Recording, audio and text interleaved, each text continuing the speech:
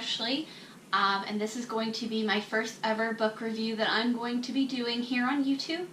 I've had a channel, or I do have another channel that I kind of was using to do like baking and cake stuff, but now I'm wanting to have my own YouTube channel where I talk about other things that I really love.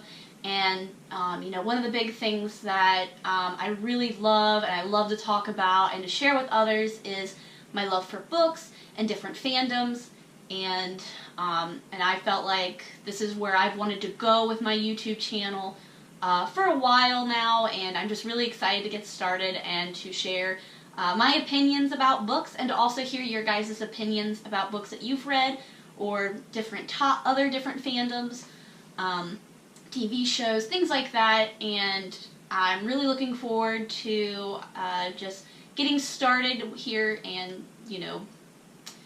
growing and seeing where this channel can go.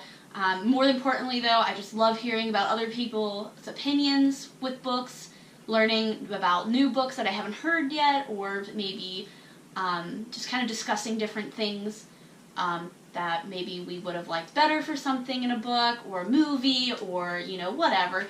So I'm just wanting this channel to be more of a community of, readers and fandomers, and, where we can all come together and talk about all of our interests that we love so much. So let's get started. So for my first book review, I'm going to be talking about Wires and Nerves. It's by Marissa Meyer. Now, this book is number 7 in the Lunar Chronicles series. It takes place after the main storyline with Cinder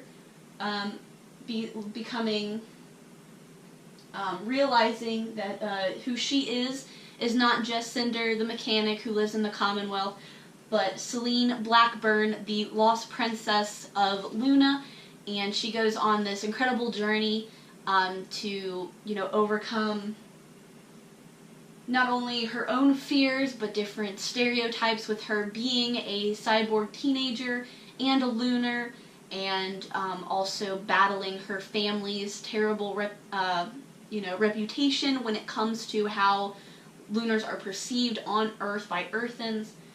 And it's a really, really amazing young adult novel, and it was one that I'd seen so much on Instagram and Twitter, and I was like, I have to finally, read this, see what everyone is so hyped up about. And so my husband had actually bought me the series all the way up till winter for Christmas of 2015, and I had just fallen in love with it from the first page. Like, I couldn't put it down. I had read all 5 of these books in a matter of a couple of days, and then Marissa Meyer came out with Stars Above shortly after that Christmas, and then now she has come out with Wires and Nerves. It just came out January 31st of this year, and it is her first ever graphic novel, and I will show you some of the pictures in there. So it's her first ever graphic novel. Just absolutely stunning artwork from the illustrator, which was Doug Holgate.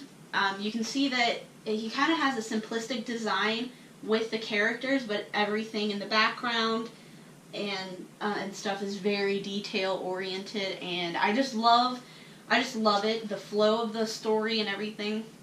But Wires and Nerves takes place after Cinder becomes the true queen of Luna, and during this is where Eco, her android friend, goes back to Earth to try and round up the wolf hybrid soldiers that Cinder's aunt, Queen Lavanna, had created under her rule. So Eco's going back to Earth to round them up and bring them back to Luna to reacclimate them into the lunar society, and maybe even trying to find them their perfect fit, since they are no longer technically normal lunars with all the different surgeries and molecular structures that they've done to make them into these wolf hybrid soldiers. But the soldiers aren't wanting to come quietly. They believe that they are just going to be under another Queen Levana's rule.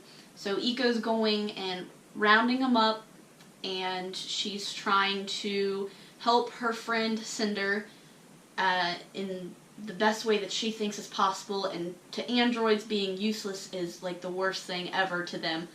So she feels like she is most needed here, and this is where she is being the most helpful. And it also kind of has the underlay of Iko's not only trying to help Cinder and her friends to, you know, bring the world back to peace, but she's also experiencing, you know, these human-like feelings, and as a robot, an android, you're not supposed to have these human feelings. So she's kind of wrestling with, you know, those feelings of, oh, I'm an android, but at the same time I have these human-like feelings, and she doesn't really know how to cope and deal with those. And I guess with further along in the story, and this is just a guess that I'm going off of, we're going to learn why Iko has these human-like feelings and what that means for her. And Marissa Meyer did tweet out the other day that there will be a volume 2 to the series, and it won't be out until 2018. And I hate waiting for books because I just want to get it now to read it and figure out what's going on. But I understand why we have to wait. Obviously, you know, it's a graphic novel, and doing artwork takes some time, and again, it has to go through the process of printing and getting published, and so I'm really looking forward to it, and I can't wait to see what happens, because, you know, like any good book, it leaves us with a cliffhanger, wanting more, and you know, a to be continued here at the end. So it's an amazing young adult book, and I absolutely love the series, and I loved the new one that she came out with. I would definitely recommend this to anyone to read.